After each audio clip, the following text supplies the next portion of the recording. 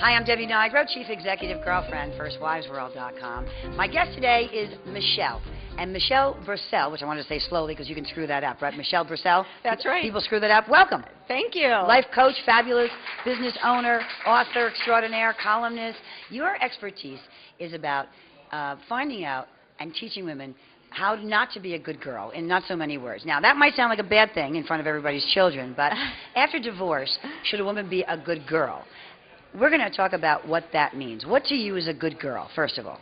Well, there is an adult version of what the good girl is. Okay. And this is really about when we say yes, when we really mean no, when our feelings get hurt, but we don't say a word, or when we totally disagree with a situation, yet we go along with it.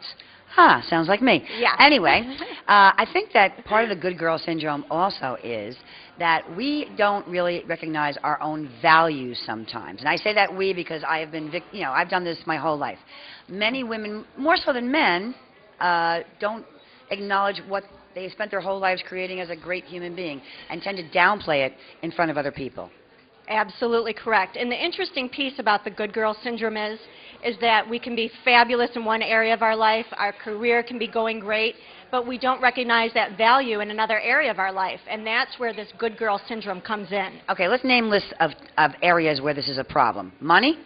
Absolutely. We don't ever ask for what we're worth because we don't, want to impose or think that we think too highly of ourselves to somebody else. Exactly. We need somebody else to validate us.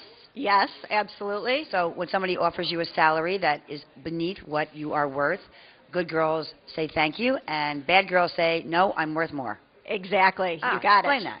Well, it's again this piece that's saying we're not sure what we're worth. We're not certain of ourselves is really what it comes down to. And so this lack of certainty makes us turn to others to try to get that sense of value.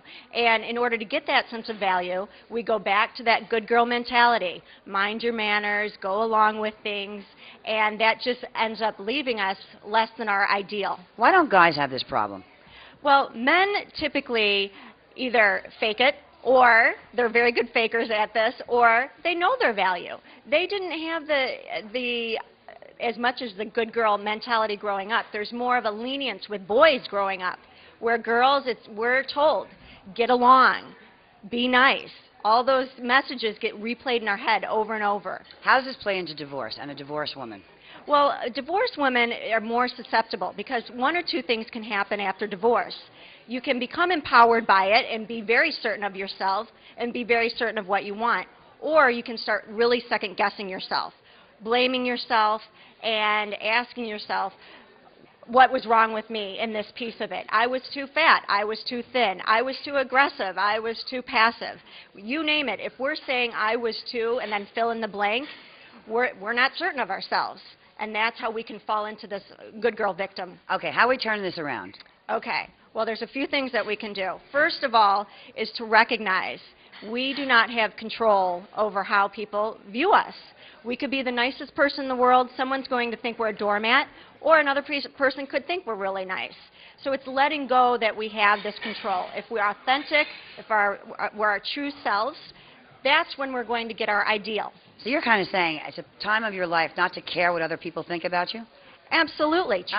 Trust your gut. Trust your intuition. As far as moving forward and changing your attitude, some tips? Well, it's to get out of this either-or mentality. A lot of times women know what's in their gut, and they want to assert themselves, but they have this image of what assertion looks like. So I want to raise, I deserve $150,000, and I'm telling you that, and you say, I don't think you're worth it. What do? Walk away? Absolutely not. That's where your certainty comes in. That's where you share what you're worth, and you have to know that within yourself.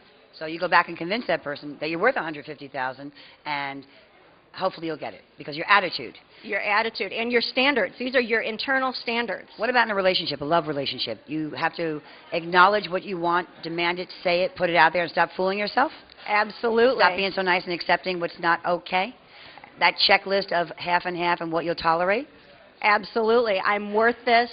Even if it feels like a stretch, you can self-talk yourself out of these things, saying, oh, I'm too sensitive, I shouldn't ask for this, or that's too petty, but it's really knowing, this is important to me. If I'm this important to myself, nothing's too petty. I have one very important question for myself.